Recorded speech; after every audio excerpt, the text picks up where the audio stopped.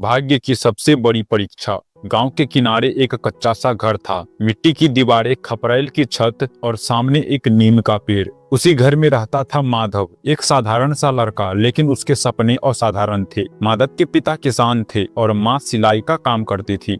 घर की आर्थिक स्थिति बहुत मजबूत नहीं थी, पर संस्कार और संस्कृतियों की कोई कमी नहीं थी। माधव बचपन से ही मेहनती था। खेत में पिता का हाथ बटाना, पढ़ाई करना और रात को माँ के साथ बैठकर कपड़े सिलने में मदद करना, यही उनकी दिनचर्या थी। गांव के लोग कहते थे, इस लड़के में कुछ बात है, एक दिन जरूर आगे जाएगा। लेकिन भाग्य अक्सर उन्हीं की परीक्षा लेती है जिनमें कुछ बनने की क्षमता होती है। माधव जब 12वीं कक्षा में था, तभी उसके पिता की तबीयत अचानक बिगड़ गई। डॉक्टरों ने बताया कि उन्हें गंभीर बीमारी है और इलाज में बहुत खर्च आएगा। खेती गिरवी रखने पड़े, माँ के गहने बिक गए और फिर भी पैसे पूरे नहीं हुए। एक दिन पिता ने माधव को पास बुलाया और कहा, बेटा पढ़ाई छोड़ दे, घर संभाल, मैं अब ज्यादा दिन काम नहीं कर पाऊंगा। माधव का कलेजा कट गया। पढ़ाई उसका सपना था, लेकिन पिता की आंखों में मजबूरी थी। उस रात वह नीम के पेड़ के नीचे बैठकर बहुत रोया। मन में सैकड़ों सवाल था। अगर मेहनत करने वालों के साथ भी ऐसा होता है तो भाग्य आखिर होता क्या है। लेकिन माधव ने हार नहीं मानी। उसने दिन में काम करना और रात में पढ़ाई करना शुरू किया। कभी ईंट भट्टे पर, कभी दुकान पर, कभी खेतों में मजदूरी। थकान से शरीर टूट जाता,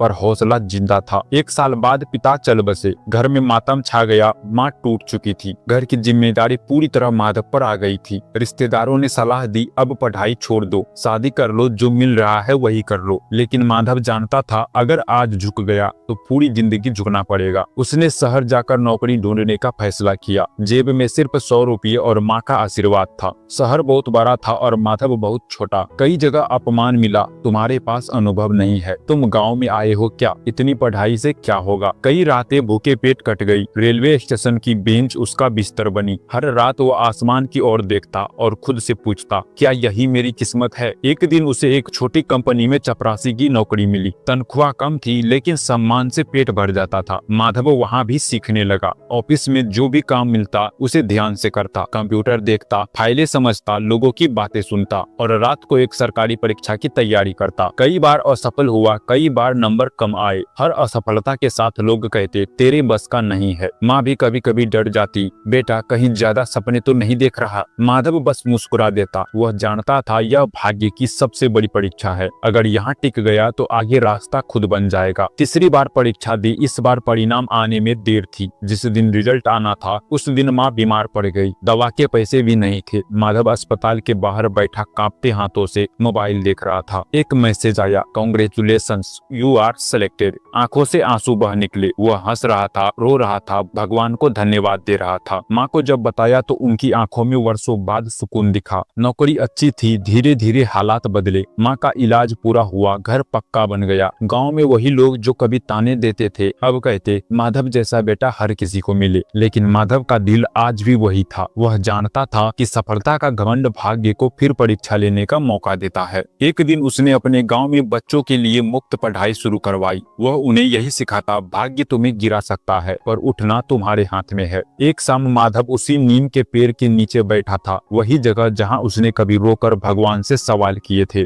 आज उसके पास जवाब था। उसने खुद से कहा, भाग्य सबसे बड़ी परीक्षा तब लेता है जब इंसान हार मानने के सबसे करीब रहता है। जो उस वक्त भी ईमानदार, मेहनती और धैर्यवान रहता है वही असली विजेता बनता है। नीम के पत्ते हवा से सरसराए, जैसे भाग्य ने मुस्कुरा कर कहा हो, तू पास हो गया माधव। भाग्य कभी किसी का दुश्मन नहीं होता। कठिन समय ही इंसान की असली पहचान बनाता है। जो हालातों से लड़ना सीख जाता है उसके लिए किस्मत भी रास्ता बना देती है। हर हर महादेव।